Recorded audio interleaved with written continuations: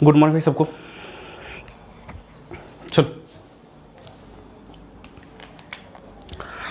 हम लोग सब्जेक्ट और एग्रीमेंट का कुछ पार्ट हम लोगों ने कवर करा था। बहुत सारे टॉपिक्स हम लोग का बचा हुआ है, देख लेते हैं थोड़ा थोड़ा सा। देखो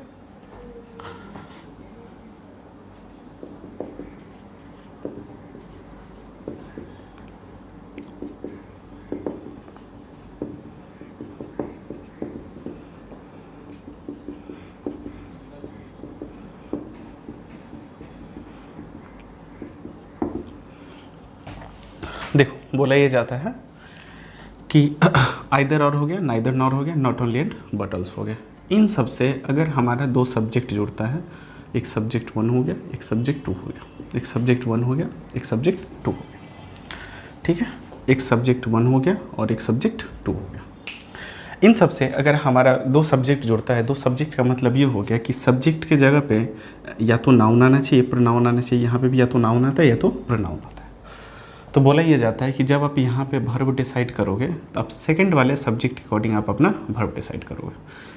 कहने का मतलब ये हो गया कि अगर ये सब्जेक्ट अगर हमारा सिंगुलर या प्लूरल होगा तो ये वर्ब हमारा सिंगुलर या प्लूरल जज करेगा। मतलब ये कि अगर ये हमारा सिंगुलर हुआ तो ये भी हमारा सिंगुलर होगा, ये हमारा प्लूरल हुआ तो ये भी हमारा प्लूरल हुआ, ठीक है।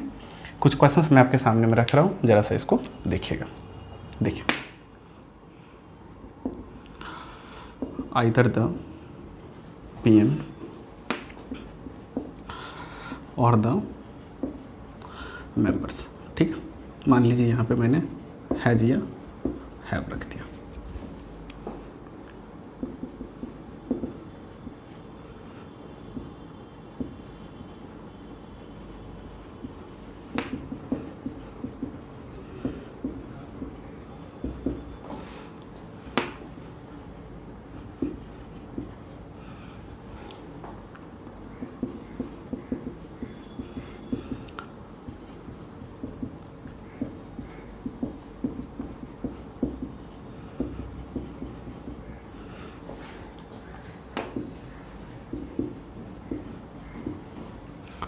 देखिए क्या लिखा हुआ है, आइदर द पीएम और द मेंबर्स हैज या have, neither the coach nor the players has या हैव। इसके आगे अब सेंटेंस और भी आएंगे, not only the doctor but also the nurses. मैंने बोला कि आइदर और के साथ आपका दो सब्जेक्ट जुड़ा हुआ रहता है।